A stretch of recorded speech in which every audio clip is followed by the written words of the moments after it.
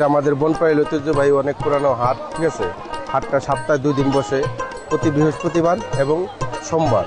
এখানে সব কিছু জিনিসপত্র স্বল্প মূল্যে পাওয়া যায় এবং এলাকাবাসী আমরা দীর্ঘদিন যাবৎ এই হাটে যাতায়াত করে আমরা সবাই খুশি।